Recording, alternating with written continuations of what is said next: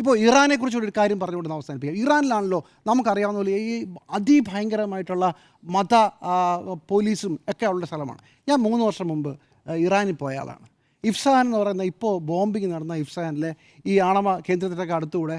അപ്പോൾ അന്ന് ഗൈഡ് പറഞ്ഞെന്ന് അതൊരു എന്തോ വലിയ കെട്ടിടമാണ്, ഞങ്ങൾക്കറിയില്ല, ഒരു കെട്ടിടമുണ്ട് എന്ന് പറഞ്ഞ് ചൂണ്ടിക്കാണിച്ചെന്നാണ്. ഇഫ്സാനിൽ ഞാൻ വൈകുന്നേരം പോയ ഇഫ്സാനിലെ ഒരു അവിടുത്തെ നദിയിൽ കുറുകെ ഒരു പാലമുണ്ട്. ആ പാലത്തിന് താഴെ മനുഷ്യർക്ക് ഇരിക്കാം.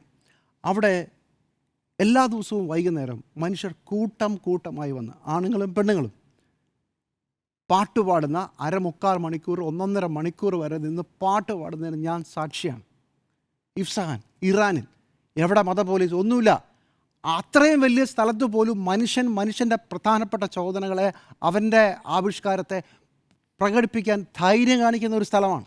ഇഫ്സാൻ പോലെ തന്നെ ഞാനന്ന് പോയൊരു സ്ഥലം മറ്റൊരു നഗരമാണ്. ആ നഗരത്തിൻ്റെ പേര് ഷിറാസ് ആയിരുന്നു. ഷിറാസിൽ ഒരു ഹോട്ടൽ, അതൊരു അണ്ടർഗ്രൗണ്ടിലാണ്. വിശ്വസിക്കില്ല, അവിടെ നടക്കുന്നത് സംഗീത കച്ചേരി പോലെ 3-4 പാട്ടുകാരിരുന്ന് പാടുകയാണ്. ഭക്ഷണം കഴിക്കാൻ വരുന്ന സ്ത്രീകൾ കൂടെ പാടുകയാണ്.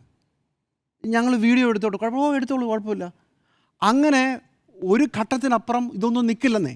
ഇറാൻ പോലൊരു സ്ഥലത്ത് പോലും മനുഷ്യർക്ക് ഇത്തരം തടസ്സങ്ങളെ പുല്ലുപോലെ തൃണവൽക്കരിച്ച് മുന്നോട്ട് പോകാമെങ്കിൽ കേരളത്തിലെ ഈ മതപണ്ഡിതന്മാരൊന്നും ഒരു ചുക്കുമല്ല.